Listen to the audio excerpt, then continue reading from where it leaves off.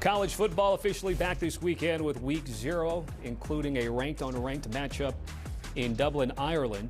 Iowa State and Kansas State from Aviva Stadium across the pond, and the Dan Mullen era underway in Vegas, and then highlighted at the bottom there on CBS, Stanford and Hawaii. The Warriors are favored by 2.5 against the Cardinals. Let's go cover 3 with Tom Fornelli and Chip Patterson, and we're going to start with Chip on all of these games because graphically that's how it all lays out. So we've got Iowa State catching 3 against K-State with a total at 49. And Chip, the total has certainly caught your eye in this one. Yeah, I like Kansas State to win, but for my best play, it will be attacking the total.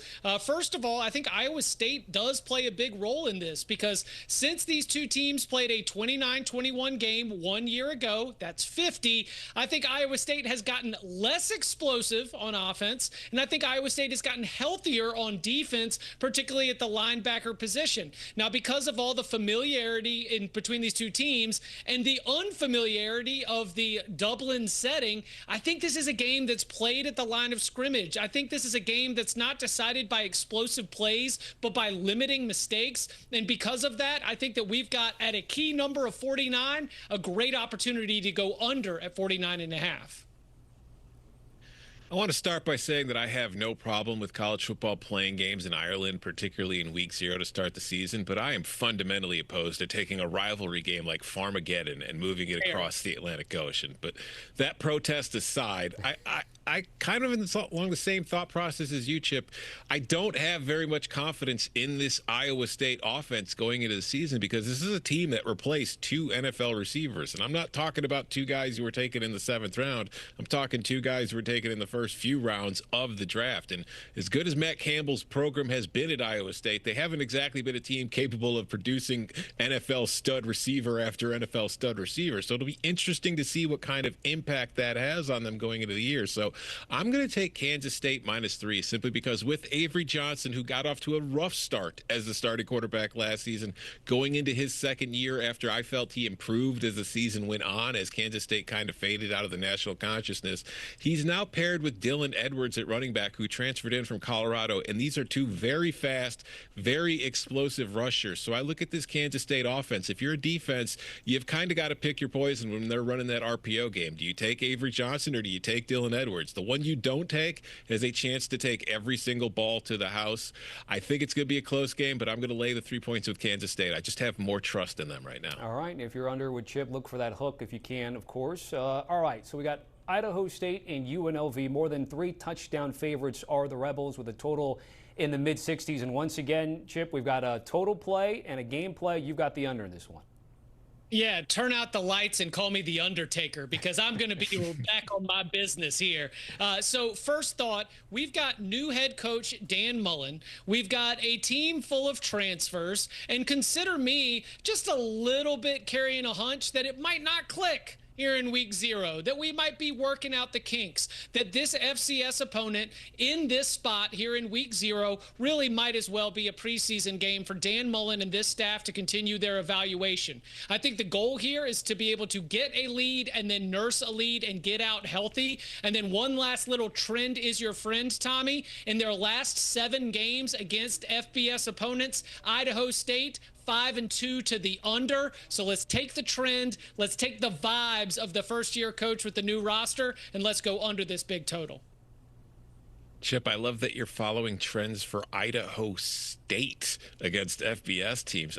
Again, kind of a similar thought process here behind our picks, but we're ending up with different results. Now, I was on UNLV originally until shortly before we came on the air earlier. I found out that UNLV will be using both transfer quarterbacks, Alex Orji and Anthony Calandria, at quarterback in this game. And as Chip mentioned, this is a roster that is full of transfers. And defensively, the Rebels were a very good team last season, but most of those guys followed Barry Odom to Purdue. The guys coming in this year under Dan Mullen, I have no idea what to expect of them. So with kind of some inconsistency at quarterback, bringing in different guys, and probably some inconsistency on defense, I like Idaho State first half plus 14.5. I think it could take UNLV a little bit of time to get its feet underneath it and really get into a groove and a rhythm. So I like Idaho State in the first half to at least keep it within a couple touchdowns, and then who knows what happens after halftime. And that's one where the hook certainly helps as well. If we get to Fresno State catching nearly 2 touchdowns, it's 12.5 against Kansas with a total at 50.5. And guys, it's interesting because when Fresno State's good, they've got the Carr brothers, Jake Haener, Mikey Keene, and now E.J. Warner. However, you guys both like the Jayhawks in this particular spot, Chip, of course, in a first half capacity.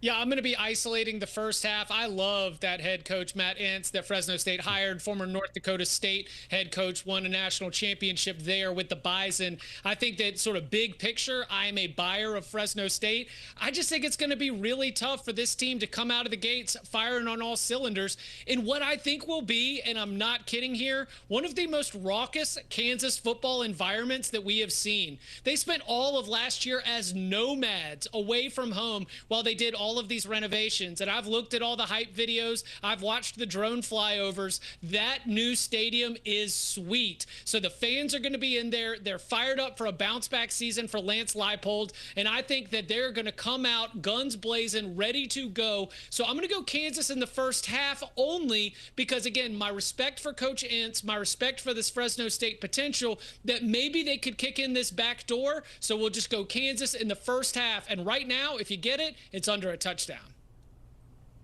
Yeah, this is a very interesting spot because how many more times in our lives are we going to be able to say that the atmosphere for a home Kansas football game might be more electric than the atmosphere for a Kansas home basketball game? Because with this being the first home game in the newly renovated stadium, that place is going to be juiced. And I look at this Jayhawk squad, I think that, offensively, they have done, even after Andy Kotelnicki left to become the offensive coordinator at Penn State, what Kansas does really well is figure out ways to put your defense in bad spots to force you to make a decision that punishes you. And with a new head coach at Fresno State, a new coaching staff, a lot of new guys and new roles, I think that could lead to problems early in the season before everybody truly figures things out. I think Kansas also has a pretty significant talent advantage on the Fresno State Bulldogs in this one.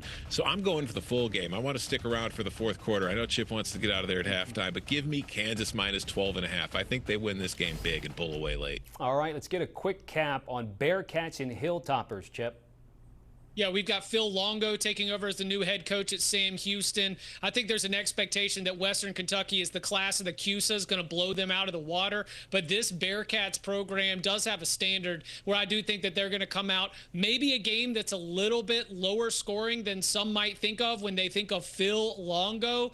This is going to be a spot where I think that getting 10 in a hook is extremely valuable for Sam Houston. Yeah, I think it's going to be lower scoring as well. I think Longo is obviously going to bring a different approach than what we've seen from Sam Houston in recent seasons, which has been a team that's kind of been led by its defense for the most part.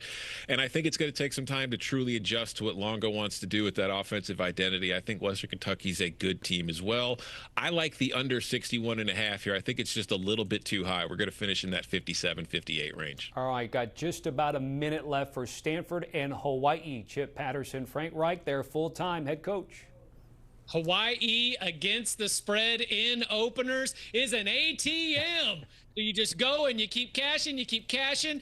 You've got to think about what they want to do with that big spotlight. Hawaii always looking for that reputation building win. This is a great opportunity with an ACC team in town. Yeah, and this could be a very rough year for that ACC team with Frank Reich coming in as kind of the interim. I don't know. I'm just going to hang out here for a year head coach before they find somebody to be my permanent replacement.